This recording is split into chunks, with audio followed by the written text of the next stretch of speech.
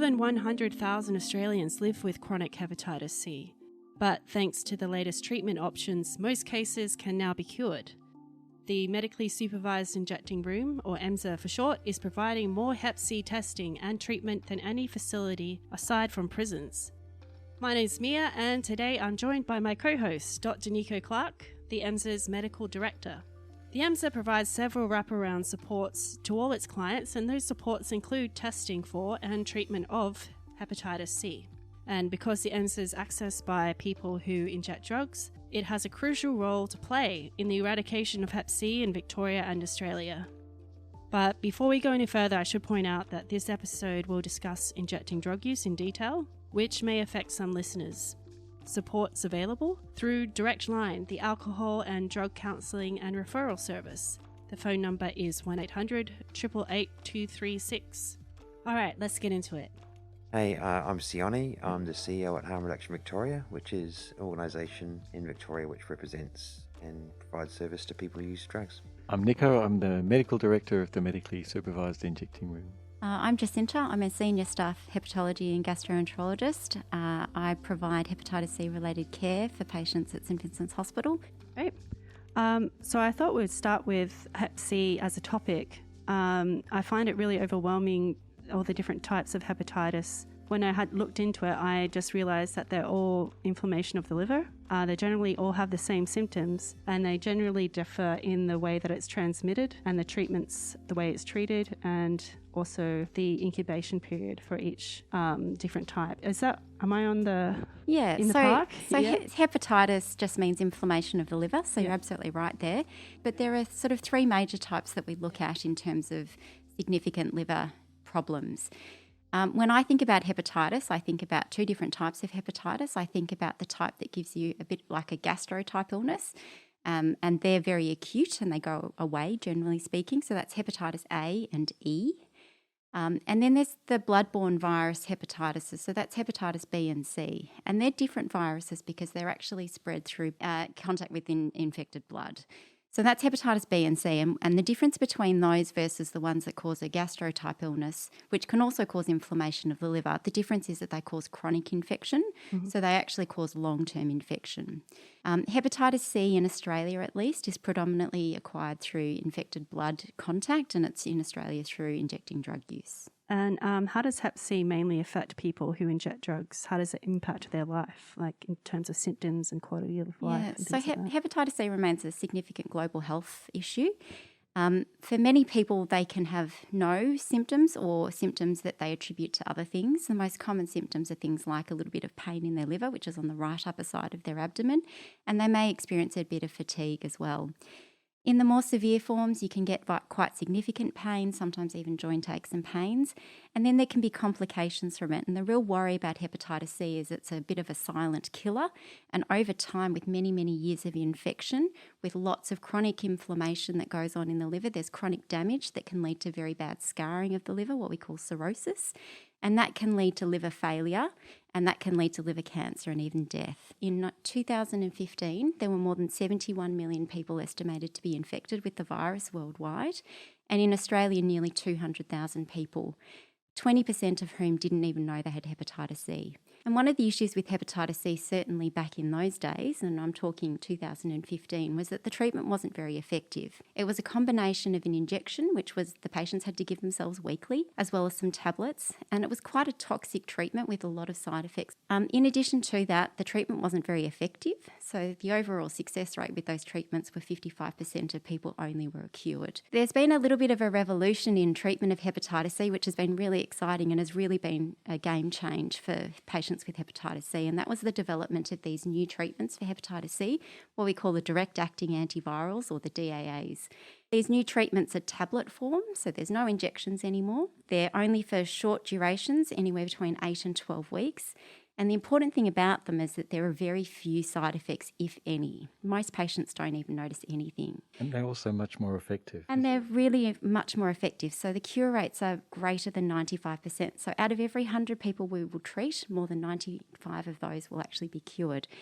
So have we been able to treat everybody in Australia who has hepatitis C with these new wonderful treatments? So unfortunately, the answer to that is no. And this is a really good point. So in 2016, the World Health Organization recognised that hepatitis C was a global health issue and recognised that people were dying unnecessarily from hepatitis C, and that with these new effective treatments, we could actually eliminate hepatitis C as a global health threat. And so they actually set very ambitious targets to actually eliminate hepatitis C as a problem by the year 2030, which is now only 8 years away.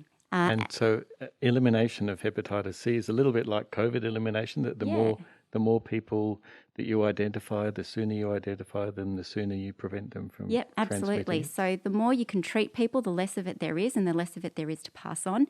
But also, importantly, you can actually prevent some of those complications I talked about, including death. Who have we treated then, and who haven't we treated in Australia? Yeah, so when the new treatments became available in 2016, and there was a huge spike in treatment numbers, something like 30,000 in the first year that these new treatments became available. Since that time, there has been a gradual drop-off, and I guess during COVID, a more precipitous drop-off of treatment numbers. And this is a problem if we're thinking about elimination, and we've only got 8 years left to go.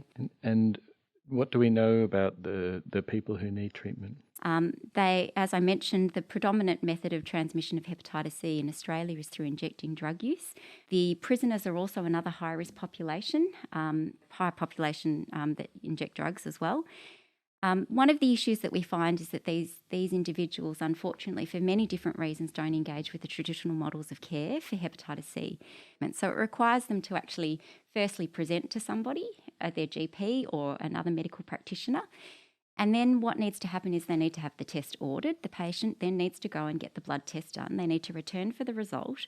And with the Medicare system at the moment, we have a screening test, which is the antibody test. Once they get that result, they then need to do the test to see whether they've actually got active infection. And that's the way that the reimbursed system or the bulk billing system works in Australia.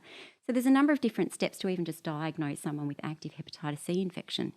Then after that, they need to go back to their general practitioner or service provider and then get treated for it, and then go to their chemist and get the prescription. Sione, what's your perspective on why people who are injecting drugs aren't accessing these new wonderful hepatitis treatments? In harm reduction, we work with people sort of in their lives, and there's a whole bunch of stuff that happens, way before anyone even goes anywhere near a service.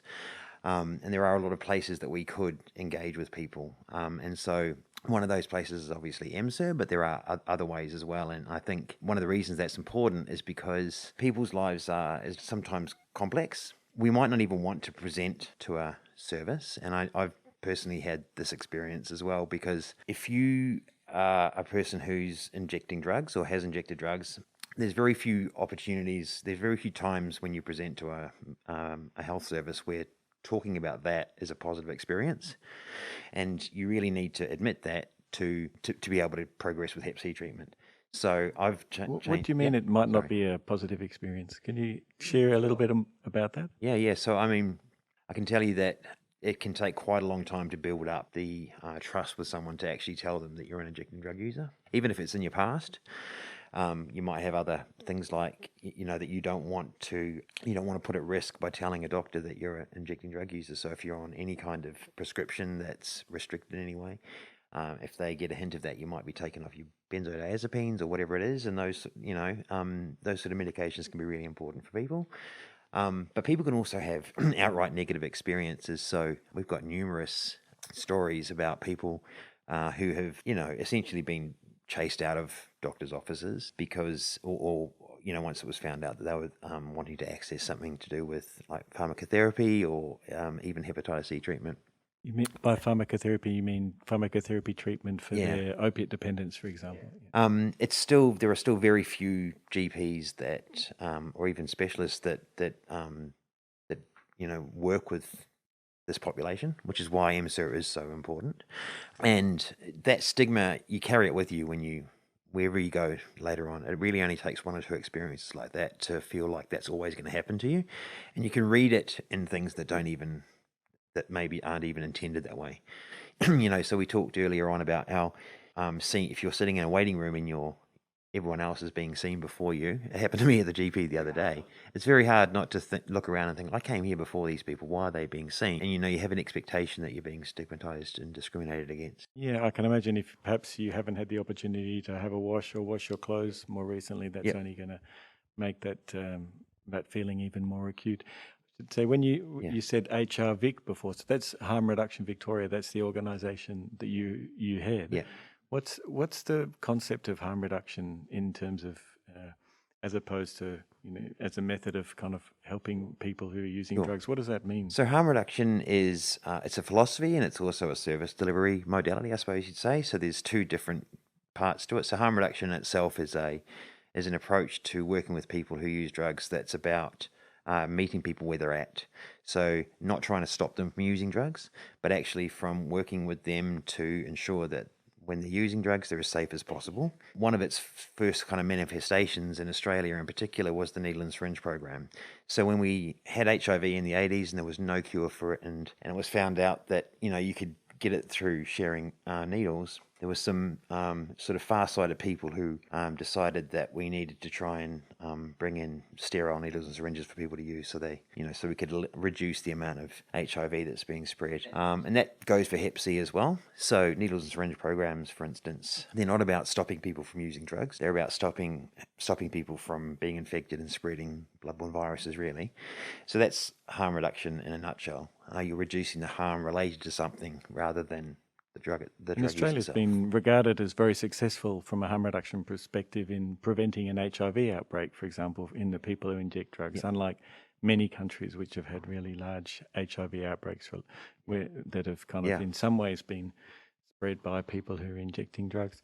So Jacinta was talking about the complexity of accessing the healthcare system if you've got hepatitis, and you've talked about how any interaction with their healthcare system can be challenging for people. So is it really so difficult for people injecting drugs to access hepatitis care in Australia? Has that been the experience of your organisation? Yeah, just things like your day-to-day life, If you're using opioids in particular every day, or methamphetamine for that matter, that might be your priority for the day, is to get that drug so that you feel straight, Most people who use drugs need to actually use the drugs to feel normal.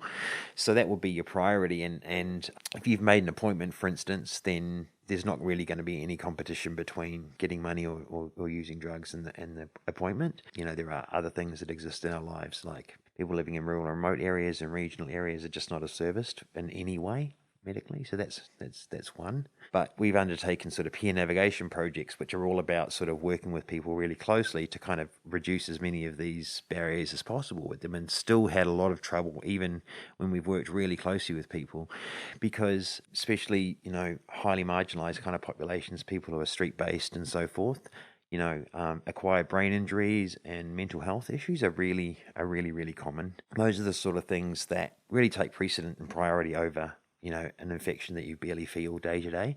We're involved in various campaigns, and one of the more recent ones to try and engage with people who maybe, spread out across the population and maybe aren't in touch with services as much, as a campaign called It's Your Right, which is a national health promotion campaign that we're part of locally as well.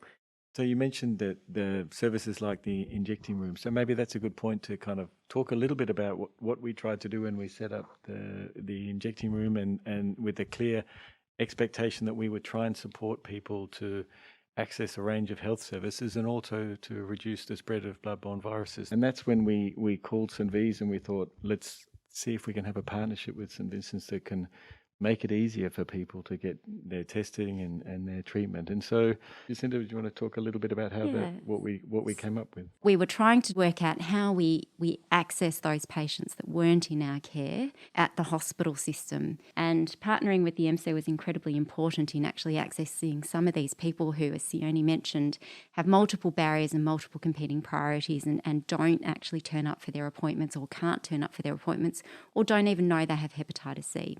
We run an integrated hepatitis program, so we are funded by the government to have an integrated hepatitis nurse who is specialised in hepatitis C related care. And we actually had one of our nurses come to the MSIR a couple of days a week and actually engage the clients that were attending the injecting room and approaching them for hepatitis C testing. If they were positive, actually commencing them on treatment through the MSIR rather than having to come through the hospital system. And we saw an immediate uptake in treatment, it's fair to say. When we said to people, were you interested in hepatitis treatment? If they said yes, we would just say, well, let's do it now. And the majority would say, okay, might as well get it out of the way now. And then we had a further development with the kind of on-site testing which became available. Do you want to say a little bit what that involves? One of the things that has been in development for a number of different illnesses, including COVID, has been what we call point-of-care testing, which is the rapid testing. So we're all familiar with rapid antigen testing for COVID, the little swab up your nose and then 5 minutes later or 15 minutes later you get a result. And this has been a revolution in hepatitis C related testing as well. So it's not quite ready for prime time just yet, just because of the approval process that the government puts in place to have it as an accredited test. What it does is it takes that sample, we can run it on site in a machine and get a result back in about an hour. So there's a potential really for same day test and treat, which is phenomenal in terms of actually getting people onto treatment. So now that I have an understanding of hepatitis C, I thought it would be a good idea to split up this podcast into Part B, where we talk about the client experience of receiving treatment for hepatitis C.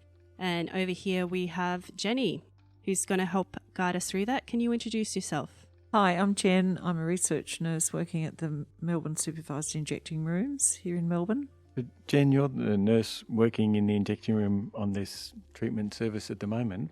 What does that look like then on a day-to-day basis?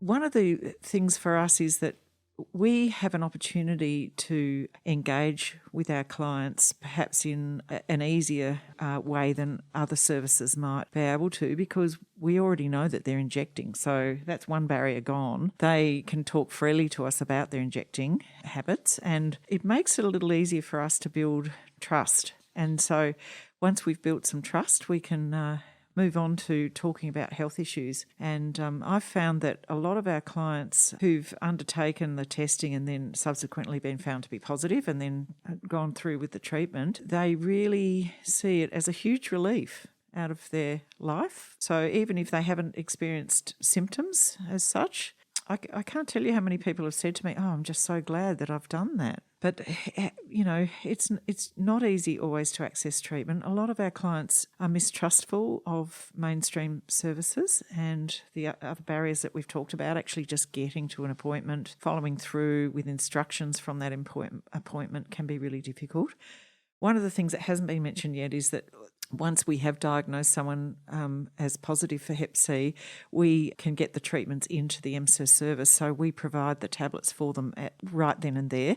A lot of our clients don't have phone contact, so we need to really proactively outreach and find them and make sure that they're taking the tablets and getting the tablets that they need, and then doing the after-treatment testing, those sorts of things. So we have a little system in place where we put alerts on a client's file so that we know if they're coming into the building, and we can catch them right where they are and engage with them and see how they're doing with their treatment. And it seems to be working pretty well. You were saying to me before that sometimes when people have finished their hepatitis treatment, they start raising other concerns they have with you. Is that? Yes, they do. I think once you've established that rapport with someone, and the great thing about the particular work I'm doing, I'm not working specifically on the floor, but I'm working in a situation where I can create a good rapport with a client because we're doing a little bit of a survey and a study. So it's a chance to ask a few questions and to get to know each other a bit better. And I really enjoy that aspect of my work as well, because there's some amazing people who come into the injecting rooms. Their stories are just really incredible. And so once we find that we're getting on well, they're much more likely to want to open up about other things that are going on in their life. But what I find really interesting is the number of people that still don't realise that hepatitis C is curable and that there are new treatments that are highly effective, the tablets, and there are very few side effects. And that's come up multiple times actually through the clientele that are approaching us through our program at the moment.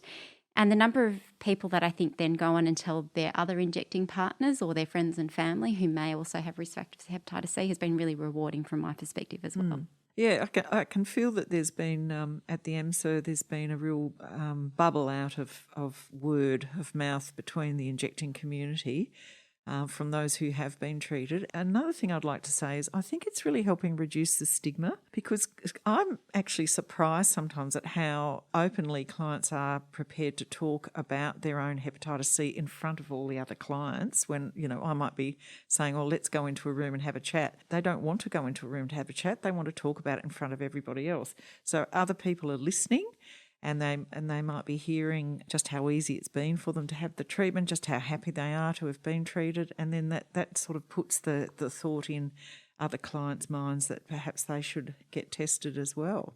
So can you give us a bit of an idea for somebody who perhaps hasn't been inside the injecting room? What's the context? Are you talking to people about getting tested before they've used heroin or after they've used, or are they intoxicated? How does it work on a day-to-day basis? I don't work with clients who I assess as being heavily sedated or intoxicated. However, I do work with quite a lot of clients after they've had a heroin or amphetamine shot, because they're actually feeling more relaxed. And as Sione mentioned before, a lot of clients who are using heavily, their drug use is actually only just bringing them back to a normal level. It's not sort of making them so sedated that they can't understand what you're saying. So I have to make that judgment. But I am working quite a lot with clients who've a post-injection. And how do they respond? Do you come up to them and ask them if they'd like a hepatitis test, or you just have a chat? I mean, how do you raise it with people? Yeah, I'll just say to them, we're doing a study, we're trying a new way of testing for Hep C with a fingerstick test. We've got some easy-to-take drugs if you do happen to be Hep C positive now, and would you like to be tested? And what kind of response do you get? The other great thing about the MSIR is we have this aftercare room. So when people have had their shot, they come into the next room. And whilst this side of things had to shut down a bit during COVID, it's back running now, where we can provide tea and coffee, a place to relax, a place where we can make sure everyone's okay before they leave, and they can get food. And it's another way to engage clients, and perhaps if they talk of any issues, we can perhaps help refer them on to somewhere where they can get help for those issues. And then if somebody agrees, you'll do a finger prick test on the spot, and yes, and you'll have the result back within an hour. Within an hour, yeah. And then sometimes we can also offer that to people before they've injected, and so we might have the result. That's right. Back after. Or people who are no longer injecting, or who are at the moment are using opioid substitution therapy. And then you might do a scan, a fibre scan, as you mentioned before, to look at how severe their cirrhosis is while they're waiting for the results to come back. And we do have the ability to do fibre scans or liver scans, which is a great thing, particularly for clients who, quite a few clients will tell me, oh, I know I've had hepatitis for 20 or 30 years, I just haven't done anything about it. So that puts up a little bit of a red flag for me that, it would be good to check and see how their liver's going. And a fibre scan will check the stiffness of the liver and gives us an indication of how serious liver damage might be. And if the result comes back positive, how quickly can we organise treatment for people? Well, when the result comes back, I actually refer the client to Jacinta via email, and Jacinta writes a script and sends it off to our local pharmacy, and our local pharmacy kindly delivers the medications to us back at MSIR. So whilst it may not happen on the same day, it does happen reasonably quickly, and as long as the client has a phone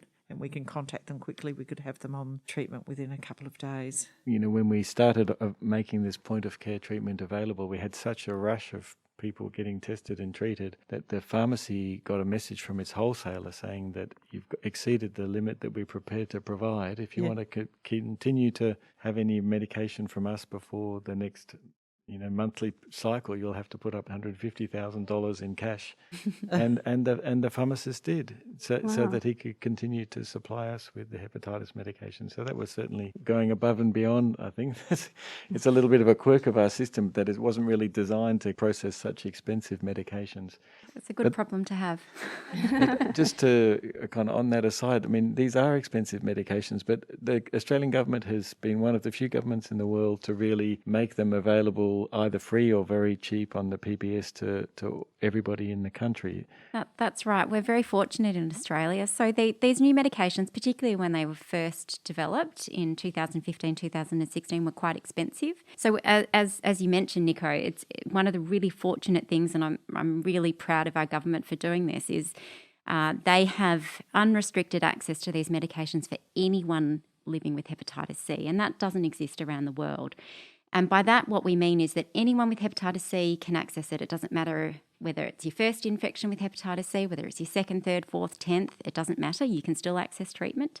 And it also doesn't matter if you've got very minor liver disease and you've had very short-term infection, or whether you've had very long-term infection. Whereas other countries in the world, the government has prioritised for certain populations at highest risk perhaps of long-term complications of hepatitis C, such as those that have cirrhosis. The people with very minor liver disease are not being able to access those treatment, which is a real problem in terms of hepatitis C elimination, as well as for that individual who then has to live with hepatitis C and can only access treatment once they get bad liver damage. So, of course, our government only subsidises medicines when it thinks it's really a good economic reason for that. And their thinking is really that the more people we can treat now, the less people will have to treat in the future. And it's right. So there's been, in fact, at the time that the government was deciding who was going to be eligible for these treatments, there was a number of different groups around Australia that did a lot of modelling. And what they really showed was that if you just treated the patients with cirrhosis, you could certainly improve the outcomes for those patients. But then really where the benefit lay was when you treated everybody, because not only are you reducing the pool of hepatitis C infection that then can be transmitted onwards, you're also then treating these patients at an earlier stage of disease so that they don't end up with the complications of hepatitis C, the cirrhosis and the end-stage liver failure and liver cancer that I mentioned. What you're doing is reducing the healthcare costs. And I think that's the same around the world now. I think increasingly global modelling is that we should be treating particularly people who are currently injecting drugs or people who've contracted their hepatitis through that model. You know, from our perspective, it's been a fantastic collaboration with St V's, and we've now screened more than 1,200 people for hepatitis and treated more than 280. And Sione, you're somebody who's also had hepatitis C and received these new treatments. Would you like to share some of your experience on that? Okay, yeah. So my diagnosis was actually one of those ones that was really negative, and actually coloured my engagement with the medical fraternity for some time. I don't need to go into the detail of it, but essentially I wasn't told I was getting a Hep C test, and I was told in a really sort of offhand way that I had Hep C. In fact, so that was in the late 90s. And so by the time 2016-17 rolled around, I'd had Hep C for a good 20 years. But there were a lot of reasons early on why I didn't engage in treatment and didn't engage in interferon. A lot of it had to do with the stories that I heard from people who had undertaken it. And those stories really genuinely still have echoes today. People, they may know that there's a treatment, but they may get a little bit confused with the fact that their friend that had it 15 years ago had an awful time, and they felt like it was worse than having the infection. But I had heard these medications were amazing, and my treatment was a pretty low threshold kind of treatment, you'd say, as well. So I didn't need to go and see a specialist. One of the reasons that worked really well for me is because similarly I had really a lot of competing priorities and wasn't always able to make the time to come and do the appointments and so on at a service. And so being able to kind of have a nurse who was able to work with me on what worked best for me was really, really helpful. And it definitely meant that I was able to kind of engage in treatment probably, a year or two earlier than I would have otherwise. And when you've had it for 20 or so years, I think at that point every year starts to feel like it's pretty important. And although at that point, did you have any symptoms or? I didn't think I did. So it's definitely, Jacinta talked about it being a silent disease, and it's true. I didn't have sort of like shooting pains in my liver or anything like that. But it was more probably about a year after I'd completed the treatment, and just people have said before, I didn't have any side effects whatsoever from the treatment at all that I can think of.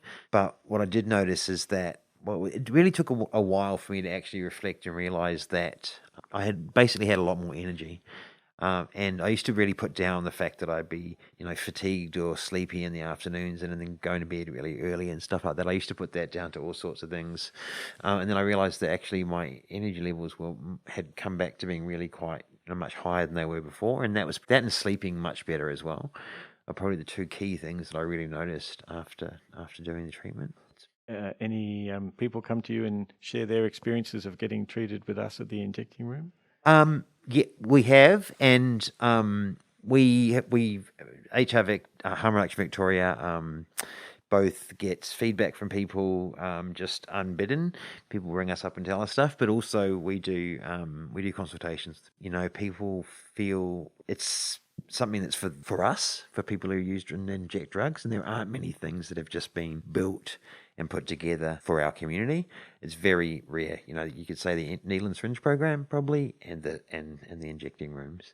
Hearing your story, Sione, reminds me the first week the injecting room opened, we had somebody knock on the door and who said to us he didn't plan to inject in the injecting room. He told us he was dying from liver cancer from hepatitis C, and that how he just wished there'd been something like this 20 years earlier for him. Yeah. So it's really warming to feel the feedback from the people who are using the service. I really wish that there was an injecting room when I was using my memories of injecting, and either at home, of course, but oftentimes in alleyways and car parks and stuff like that. And it definitely doesn't just happen in Richmond. It's everywhere. We need injecting rooms everywhere. So, Jacinta, you talked a little bit about the plan for Australia to eliminate hepatitis C. What's the future looking like over the next 5-10 years? What do we need to do to achieve that? Yeah, that's a really good question, Nico. So I think one of the great things about Australia is for various different reasons, including access to treatment and the unrestricted access that we have, and very innovative and streamlined models of care like the one that we're talking about at the MSIR have been incredibly instrumental. We're still only 50% in terms of treating people with hepatitis C. So, we started off with 220,000 or so. We're somewhere around about 120,000. So we've still got a lot of work to do, and we've only got 8 years to do it in terms of reaching those targets for the WHO. In terms of how we do that, we really need everyone to be on board, and we need to be accessing or trying to engage the people that are not engaged in traditional models of care. So as a specialist, I don't see anyone outside of my specialist practice because by definition they require a referral to see me. So we really need to partner with marginalised groups that are not accessing traditional healthcare models. We need to be engaging with populations that we know are high risk for hepatitis C. That includes the injecting drug users, so that includes the injecting rooms, of course, needle syringe programs, addiction medicine units. So we need to also concentrate our attention in mental health facilities. Homeless programs are also a key priority population. And as I mentioned, the prisons, and I do quite a lot of work with treatment of hepatitis C in the prisons, which currently represent about 30% of the prescriptions for hepatitis C in Victoria. From what I understand, after the prison system, the injecting room is the second biggest provider of hepatitis care. That's right, yeah. In Victoria at the moment. And I think we need to make Hep C treatment and access to treatment and testing as easy as possible. So these new point-of-care testing models I think are wonderful, and the government needs to do more to actually get those rolled out at a population level, because currently they're through research programs because of the Medicare bulk billing requirements for it. And we also have to remember that some of these people that continue to use are still at risk of getting Hep C again. So once you've had it, it doesn't mean you can't get it again. And so rescreening these patients is also really important. That's actually a really key thing as well. There is, in the work that we've done in the community, we've talked about testing and treatment. Like one of the most common things people say is, I've been tested, it's okay. Yeah, I get the same. That's so, I've how long ago? Hepatitis, I've been treated 3 years ago, so everything's okay. And the first thing I have to say is, well, you can get it again. And we like to test once a year, at least once a year. Sione, you mentioned the program that Harm Reduction Victoria is running at the moment. There's a 1-800 number that people can call to access the service. Is that right? Yeah. There's a health promotion campaign happening at the moment with billboards and bus posters and whatnot. By EC Australia and Harm Reduction Victoria's, so it's Eliminate Hep C Australia. So that number's 1-800-430-806, and they'll also be going out in buses with integrated hepatitis nurses actually as well. If you call that number, somebody will tell you where the easiest way you can get diagnosed and treated. Yep. Fantastic. Someone mentioned earlier FibroScan. That was lost on me.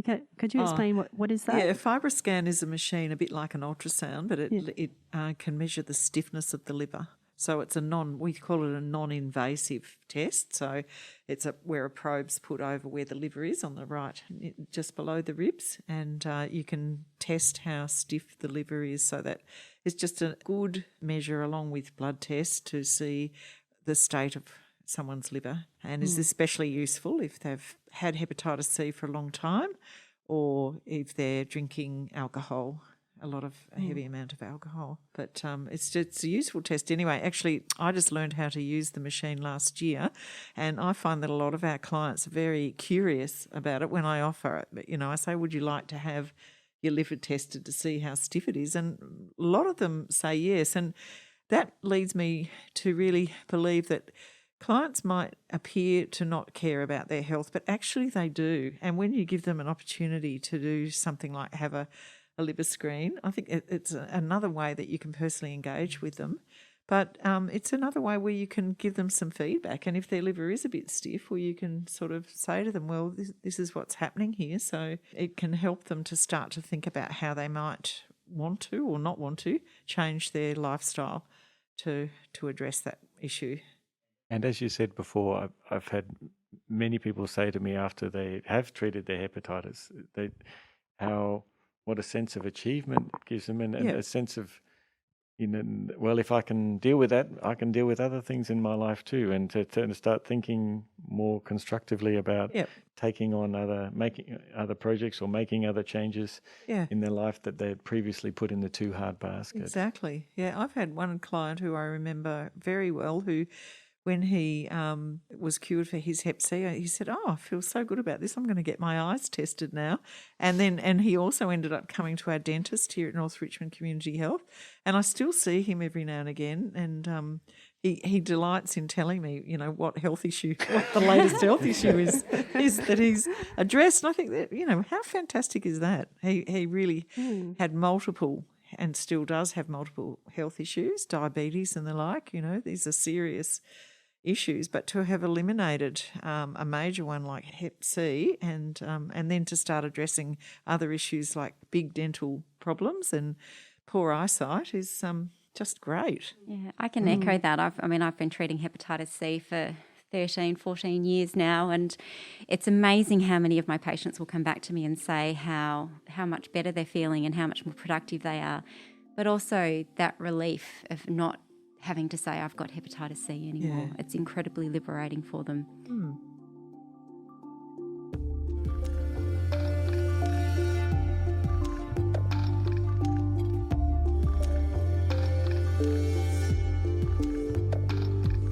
Thank you to my co-host, Dr. Nico, and thank you to our guests, Jacinta, Sione, and Jenny.